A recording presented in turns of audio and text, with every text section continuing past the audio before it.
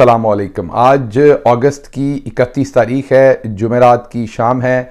आज पूरे दिन की इंपॉर्टेंट खबरें और उनके ऊपर मेरा तबसरा आपके सामने हाजिर है। सबसे पहली खबर जो आपके सामने शेयर करनी है वो है नवाज शरीफ आखिरकार दोबारा से भाग गए हैं। उन्होंने 15 अक्टूबर को वापस आने का फ़ैसला किया था। शहबाज शरीफ लंदन में थे। शहबाज शरीफ ने वाज़े तौर पर नवाज शरीफ को पैगाम भिजवा दिया है, पहुंचवा दिया है बल्कि, कि ताकतवर हल्के जिन्होंने पहले इमरान खान को जेल की काल कोठरी में डाला है वही नवाज शरीफ को भी डालेंगे और शायद आने वाले दिनों में आसिफ जरदारी को भी डालेंगे। नवाज शरीफ खतरा भांप गए हैं और उन्होंने वापस ना आने का फ़िलहाल ऐलान कर दिया है दबे लफ्ज़ों के अंदर। आपके लिए, मेरे लिए शायद नवाज शरीफ का आना या ना आना इतना इम्पॉर्टेंट नहीं होगा, लेकिन नवाज शरीफ के ना आने के फ़ैसले से जो बहुत सारे और मुहर्रकात जन्म लेते हैं, मसलन के इलेक्शन अभी होंगे या नहीं होंगे, मसलन के निगरान हुकूमत कितनी देर तक रहेगी, इमरान खान को कब तक जेल के अंदर रखा जाएगा, ये जुल्म का बाज़ार कब तक गर्म रहेगा, ये तमाम चीज़ें हमारे लिए अहमियत की हामिल हैं। तो उस नवाज शरीफ के आने या ना आने के साथ ये तमाम चीज़ें जुड़ी हुई हैं, इसलिए इसके ऊपर मुकम्मल तफसीली आज बात करेंगे। उसके साथ सुप्रीम कोर्ट ऑफ पाकिस्तान ने आखिरकार खुदा करके जो 90 दिन के अंदर इलेक्शन पंजाब के अंदर होने का फ़ैसला फरमाया था लाहौर हाई कोर्ट ने, उसके बाद सुप्रीम कोर्ट ने भी उसी फैसले को इंडोर्स किया था, फिर उसकी पैरवी की थी, उसमें रिव्यू पिटिशन फाइल की थी इलेक्शन कमीशन ऑफ पाकिस्तान ने, आज उसको खारिज कर दिया है। मतलब अब के तमाम रास्ते कंप्लीट हो गए हैं, तमाम प्रोसेस कंप्लीट हो गया है कि आर्टिकल 6 की कार्रवाई हो सकती है। इसके ऊपर बात करेंगे और उसके साथ साथ बात करेंगे कि ट्रंप ने बदला लेने का फ़ैसला कर लिया है और क्या बदला लेंगे वो ये आपके सामने रखेंगे। और आखिरी बात आपके सामने जो रखनी है वो ये रखनी है कि महंगाई शदीद तरीन हो गई है। निगरान वज़ीर आज़म ने ख़ुद बताया है कि एक ही दिन उनको 10,000 से ज़्यादा पैगामात आवाम की तरफ से आए हैं। जी हाँ, एक दिन के अंदर 10,000 से ज़्यादा उन्हें पैगामात आए हैं। मैं पैगामात ही कहूँगा, उसके अंदर क्या लिखा होगा आवाम ने वो आप ख़ुद ही समझ सकते हैं। तो इस पूरी सूरत हाल के ऊपर जो महंगाई की सूरत हाल है ये कहाँ जा रही है और इसकी वजह से इलेक्शन और मौजूदा जो सेटअप है उसके ऊपर क्या असरात होंगे। आप अक्सर सवाल पूछते हैं आगे क्या होगा पाकिस्तान के अंदर, आगे क्या होना है, उसकी कुंजी या उसकी जो तदबीर है वो महंगाई के इस सारे तूफ़ान के अंदर छुपी हुई है। तफसीली बताऊंगा कि किस तरीके से महंगाई जो है वो पाकिस्तान की सियासत को, पाकिस्तान के मौरूज़ी हालात को बदलने जा रही है। ये तमाम चीज़ें आपके सामने रखेंगे। पहली खबर की तरफ आते हैं। नवाज शरीफ ने फ़ैसला किया है कि उन्होंने किसी सूरत पाकिस्तान के अंदर वापस अभी नहीं आना। आपको याद होगा पहले वो 1 सितंबर को आ रहे थे, फिर वो 15 को हुए, फिर अक्टूबर के महीने की बात आई, फिर 15 अक्टूबर की डेट जो है वो अनाउंस कर दी गई पाकिस्तान मुस्लिम लीग के नवाज की तरफ से। अभी कल ही ये दोबारा जो बैठक हुई मुस्लिम लीग नवाज के अंदर, उसमें ये हतमी फ़ैसला फ़िलहाल किया गया है कि नवाज शरीफ ने अभी पाकिस्तान में नहीं आना। ये फ़ैसला इसलिए किया गया है कि ताकतवर हलकों ने शहबाज शरीफ के थ्रू नवाज शरीफ को ये पैगाम भेजा कि हम आपको जेल के बाहर नहीं रखेंगे, अगर आप वापस आएंगे तो आपको सीधा जेल जाना पड़ेगा क्योंकि आपको अदालत ने सज़ा सुनाई हुई है और कानून के अंदर कोई जगह ऐसी निकलती नहीं है जिसमें उनकी सज़ा किसी तरीके से फौरी तौर पर ख़त्म की जा सके। इसके साथ साथ जो दूसरी बड़ी डेवलपमेंट है वो ये है कि आसिफ जरदारी और नवाज शरीफ को ये पता चल चुका है कि इस्टेब्लिशमेंट ने उन्हें इस्तेमाल करके अब रद्दी की टोकरी में फेंकने का फ़ैसला कर लिया है और बैलेंस गेम शायद की जाएगी अपने इंप्रेशन को, अपने इमेज को बेहतर करने के लिए। आने वाले दिनों में जो पूरे का पूरा एक सिस्टम तैयार किया जा रहा है वो ये तैयार किया जा रहा है कि अब बदनामी तो बहुत हो गई है इमरान खान और उसकी पार्टी के साथ। जब हमने ज़्यादती की तो आवाम के अंदर हमारी बदनामी हो गई है। आवाम के अंदर अपनी साख को बहाल करने के लिए बेहतरीन काम ये होगा कि करप्शन के केसेस दिए जाएं तमाम पॉलिटिशियंस के ऊपर और फिर उठा के उनको अंदर कर दिया जाए, जिसमें पीपल्स पार्टी के लोग भी हों। आपने देखा मंजूर काका और दूसरों के ऊपर कार्रवाई सिंध के अंदर पहले से शुरू हो गई है।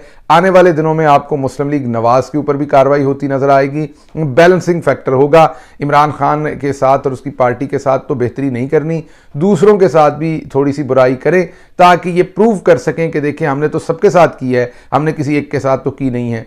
तो इसलिए इससे शायद कुछ इमेज जो है वो बहाल हो, ये एफर्ट है। नवाज शरीफ इस चीज़ को भांप गए हैं, उनकी बेटी इस चीज़ को भांप गई है, परेशान बहुत हैं क्योंकि उनका पत्ता कट गया है, उनके साथ परेशानी बहुत शदीद लाहक है कि उनकी बारी नहीं आनी और वो इस वक्त साइड पर हो गए हैं। आपने देखा है कि मरियम सफदर जो है वो भी साइलेंट मोड पे लगी हुई हैं, ज़रा उफ तक नहीं करती, कोई एक बात नहीं करती। कभी कभार आपको उनका ट्वीट सामने आता है, वो भी जब कभी अदालत से कोई रिलीफ पाकिस्तान तहरीक इंसाफ को शाज़ो नाज़र कोई एक इक्का दुक्का कभी कोई रिलीफ मिलता है तो वो उसके ऊपर एक सियासी सा बयान दे देती हैं। उसके अलावा ना वो महंगाई पर बोल रही हैं, उसके अलावा ना वो मुल्क की मौजूदा सूरत हाल पर बोल रही हैं, ना इंतखाबात पर बोल रही हैं कि उन्हें जल्दी चाहिए या लेट चाहिए। पीपल्स पार्टी बोल रही है, आप देख रहे हैं वो बार बार 90 दिन के अंदर इंतखाबात मांग रहे हैं।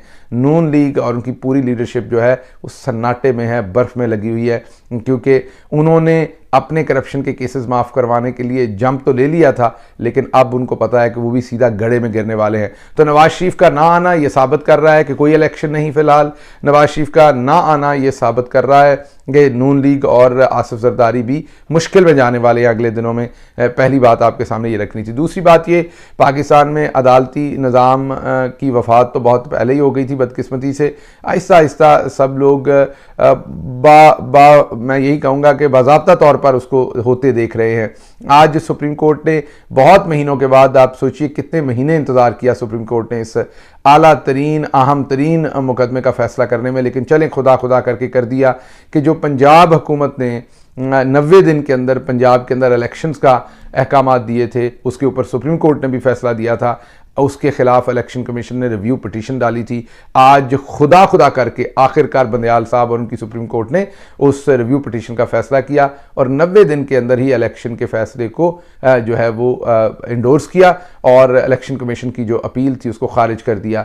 अब होने को तो इस टाइम कुछ नहीं हुआ और करवाया जाना चाहिए था। बुनियादी तौर पर तो अदालत को अपने फैसले पर इम्प्लीमेंट करना चाहिए था। इस टाइम फौरी तौर के ऊपर अदालत को तौहीन अदालत की कार्रवाई शुरू करनी चाहिए थी, क्योंकि हाई कोर्ट ने भी फैसला दिया, सुप्रीम कोर्ट ने भी दिया, रिव्यू पिटीशन भी खारिज हो गई, इलेक्शन 90 दिन के अंदर नहीं करवाए गए और इससे आइन शिकनी तो हो गई।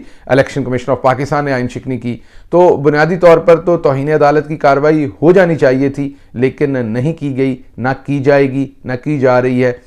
सुप्रीम कोर्ट का वकार, सुप्रीम कोर्ट की जो तजलील हुई है माजरत के साथ इन सारे महीनों के अंदर, वो पाकिस्तान में उसकी नज़ीर नहीं मिलती। पहले पाकिस्तान के अंदर उसकी कोई मिसाल नहीं मिलती। इतनी कमज़ोर अदलिया हमने पहले नहीं देखी कि अपने किसी फैसले के ऊपर अमल दरामद ना करवा सके। तो आज का फैसला भी फाइल के अंदर लग जाएगा। हुक्मरान तो उसे रद्दी की टोकरी में फेंकना चाहेंगे, लेकिन सुप्रीम कोर्ट चुप करके उन्होंने बगैर किसी को बताए ये फैसला करके फाइल के अंदर लगा दिया है। अफसोसनाक सूरत हाल है।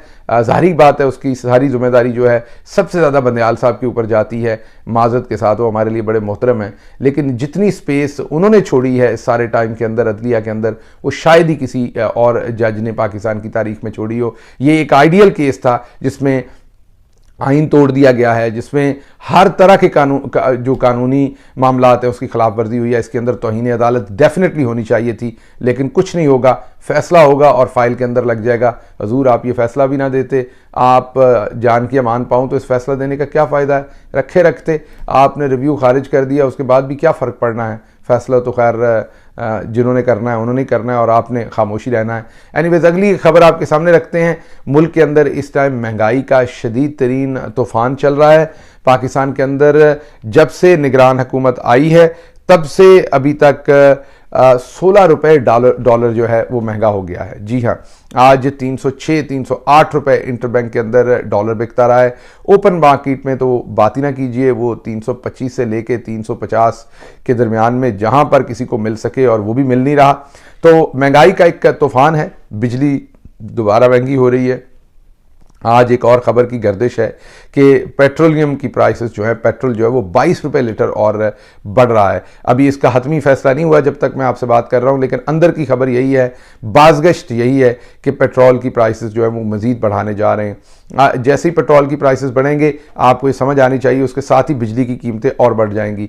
बिजली की कीमतों ने पहले पाकिस्तान के अंदर क्या कर रखा है वो आपको सिर्फ एक खबर दे देता हूँ। वज़ीर आज़म साहब ने आज खुद, निगरान वज़ीर आज़म ने आज खुद सहाफ़ियों को बताया कि उन्हें एक दिन के अंदर 10,000 से ज़्यादा पैगामात आए हैं। जी हाँ, एक दिन के अंदर उनके फ़ोन पर 10,000 से ज़्यादा पैगामात आए हैं, और वो पैगामात के अंदर कितनी अच्छी बातें लिखी होंगी, कितनी ज़्यादा खुशगवार उसके अंदर नगमे होंगे, वो आपको पता ही है। किन किन अल्फाज के साथ वो पैगामात आए होंगे वो भी आपको पता ही है, मुझे बताने की ज़रूरत नहीं। और वो पैगामात क्यों आ रहे हैं? वो पैगामात, लोग महंगाई से मर रहे हैं और लोगों को समझ नहीं आ रही जाएं तो कहाँ जाएं। इस टाइम लोग अपनी ज़िंदगियां ले रहे हैं, और उसकी वजह बड़ी यही है कि लोगों के बिजली के बिल इतने आ गए हैं कि उनके कंट्रोल में नहीं है। और उसके साथ जो दूसरी महंगाई है उसकी तो बात ही ना कीजिए। बिजली का बिल क्योंकि एक बड़ी अमाउंट है इकट्ठी एक जगह पर, तो लोगों को समझ नहीं आ रही कहाँ से जमा करवाएं। मामला दूसरी तरफ भी ऐसे ही हैं, चीनी 200 रुपये से ऊपर हो चुकी है। आप कोई एक मामला देख लें तो आपको नज़र आएगा कि लोगों को समझ नहीं है कि आप वो ज़िंदा कैसे रहें। तो इस बदतरीन महंगाई के अंदर जब पाकिस्तान की करेंसी जो है वो श्रीलंका की करेंसी से भी नीचे गिर गई है, जब पाकिस्तान दुनिया के अंदर महंगे तरीन मुल्कों की लिस्ट के अंदर टॉप करने जा रहा है, जब पाकिस्तान महंगाई के हिसाब से महंगे तरीन मुल्कों की मैं बात कर रहा हूँ, और पाकिस्तान के अंदर बेरोज़गारी का भी नंबर टॉप कर रहा है, इन तमाम सिचुएशन के अंदर आप खुद समझ लीजिए आवाम के अंदर कितना गुस्सा है कि एक दिन के अंदर 10,000 लोगों ने किन बातों से नवाजा है निगरान वज़ीर आज़म को, मुझे बताने की ज़रूरत नहीं, आप खुद समझदार हैं। अब आप अक्सर एक सवाल पूछते हैं, आगे क्या होने जा रहा है? ये जुल्म का बाज़ार कब तक रहेगा? ये पाकिस्तान के अंदर यही निगरान हुकूमत कब तक रहेगी? इलेक्शन कब तक होगा? क्या ये सब कुछ ऐसे ही चलता रहेगा? तो मेरा जवाब आपको ये कि ऐसा नहीं चल सकता। जहाँ तक महंगाई है, लोगों की ज़िंदगी तंग है, लोग परेशान हैं, ये बात तो आपको भी पता है और मुझे भी पता है, और ये हम सब के लिए तकलीफ दे है, मेरे लिए भी ये बात तकलीफ दे है। लेकिन इसके साथ साथ इसी जहमत में से रहमत निकलेगी, इसी मुसीबत में से अच्छाई निकलेगी, इसी परेशानी में से जो है वो राहत निकलेगी।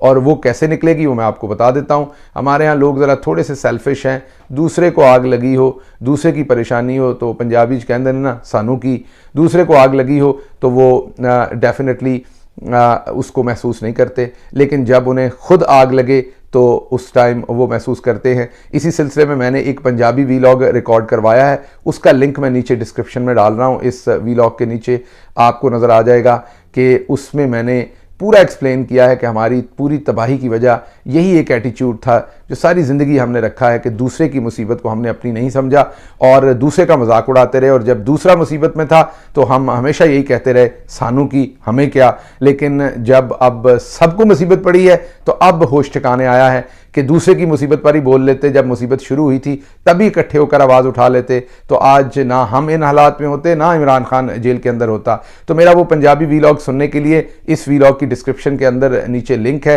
वो देख लीजिए, वहाँ पर आपको पूरा ये नैरेटिव नज़र आ जाएगा कि हम इन हालात तक कैसे पहुँचे। बहरहाल फास्ट फॉरवर्ड आखिरी बात आपके सामने रखनी है कि इसी में से रास्ता निकलना है। रास्ता क्या निकलना है? रास्ता अब ये निकलना है कि लोग शायद जमहूरियत के लिए तो ना निकले, लोग शायद किसी और की तकलीफ के लिए तो उतना डर के बाहर ना निकलें, लेकिन अब जिस तरीके से महंगाई ने उनका गला घोंट दिया है, तो जब सांस आना बंद होता है तो इंसान किसी तरफ भी निकलता है। मजबूर से मजबूर इंसान भी, मजलूम से मजलूम इंसान भी, डरपोक से डरपोक इंसान भी, जब उसका सांस बंद होता है तो हाथ पांव मारता है, शिद्दत के साथ हाथ पांव मारता है, पूरी जान के साथ।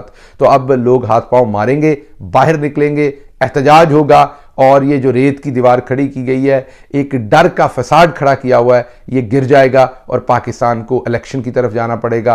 पाकिस्तान में इलेक्शन होंगे, एक अवाम की रिप्रेजेंटेटिव गवर्नमेंट आएगी और वही आगे फैसले करेगी। तो इसलिए मुझे इस जहमत के अंदर से रहमत निकलती हुई नज़र आ रही है। इसके साथ ही मुझे इजाज़त दीजिए। अल्लाह आपका हामी नासिर हो। पाकिस्तान जिंदाबाद।